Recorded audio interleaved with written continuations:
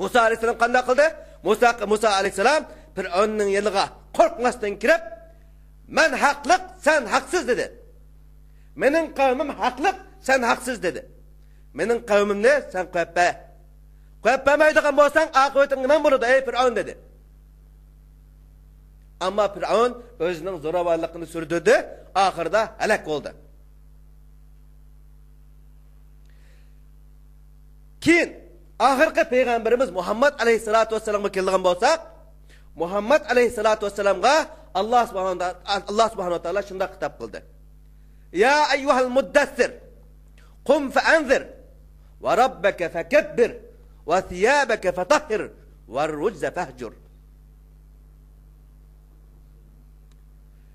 Ey kiyim qo'qab, kiyimiga yog'ib olg'uchi kishi. Onadan qop, yetib olma. Sen yetib oladigan bir inson emas. Qum, onadan qop, fa'anzir. Qavmingni kelgusida bir halokat, bir falokat kutyotdi. Bu qavmingni o halokat, bu falokatdan qutqizishing uchun ularni oldi bilan ogohlantirgin. Ularga bu falokatni, bu halokatni qutug'in, xabar qilgin. Va rabbaka fakabbir. Va Allah subhanahu va taolaning dunyo egemenligini, dunyo saltanatini tiklagin deydi.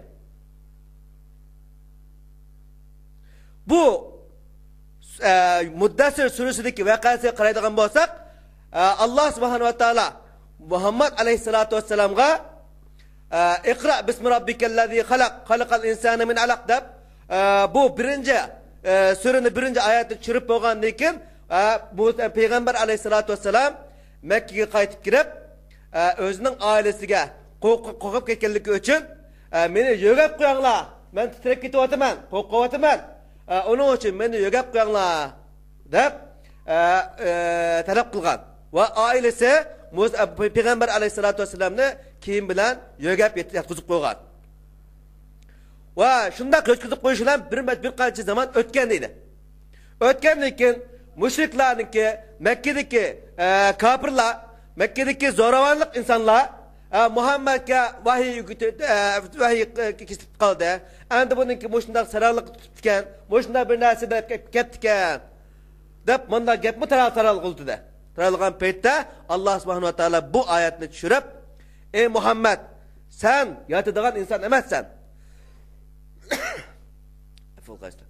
Sen yatadigan inson emassan. Sen qo'rqadigan inson emassan. Sen musulmonsan. Sen Allohga ishongan insonsan. Onun için senin yetişin sana haqliq emas. Sen onundan tur, qop, milletini qutqazgin deydi. Milletini qutqazgin. Fa'anzir qavmaka, milletini qutqaz deydi. Va rabbaka fakabbir. Va Allah subhanahu va taolaning hukmronligini, saltanatini dunyoda tikla deydi. Bu ayet Peygamber aleyhissalatu vesselam'a deyilgan bo'lsa-mu, biz hozirgi 1400 yildan keyingi keladigan ummatga xitob. Yani bu ayetdan shuni chiqaribizki, ey ezilgan millat, ey zulmlarning ostida qolib qolgan millat, ey haqsizlikka uchragan millat, ey adolatsizlikka uchragan millat, sen o'rningdan tur, qop, zalimga qarshi, adolatsizlikka qarshi, haqqoniyatga qarshi sen hareketini başla deydi. Eğer sen qo'rqib yetiriversen, eğer sen o'zingning kiyimiga yo'g'ilib yetiriversen, senin üstündeki zulüm texmo köpüydü ve zalim senin üstünün hükümranlığını davam kıldırdı deydi.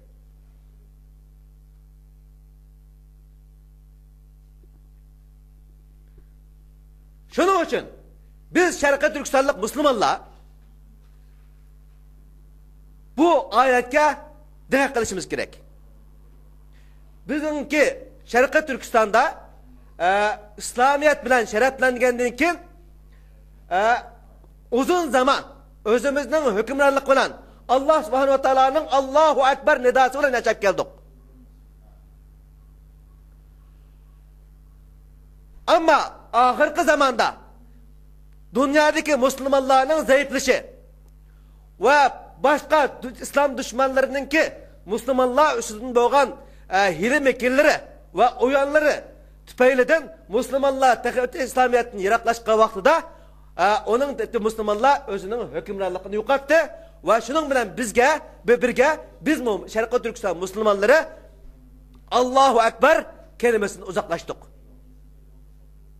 Allah'ın hükümranlığını yeryüzünde tıklaştırgan bu gaye maksatını taşlap koyduğun bulduk. Ve şununla zalim Xitay, tecavüzçü Xitay bizne bir qancha qitim bastı ve bir qancha qitim onlara karşı hareketlerini ilip bardık.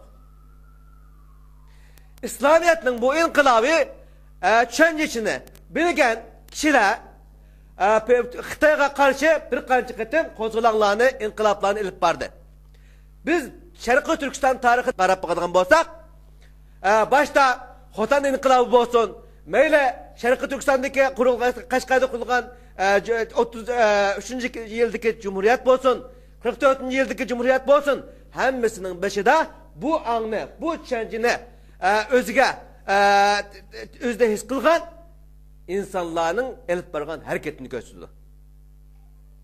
Hazır kadar Şarkı Türkistan'da elip bargan bütün inkılapların başında bu ya eyyuhel muddessir kum fe anzir halkını kutkazgın Allah'ın saltanatını, Allah'ın hükümranlığını yeryüzünde tutilgen degen bu anı düşengen insanların barlığını düşündüz.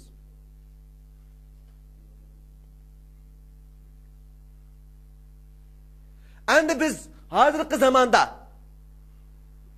biz Xitay'a karşı hareket kılışımız lazım.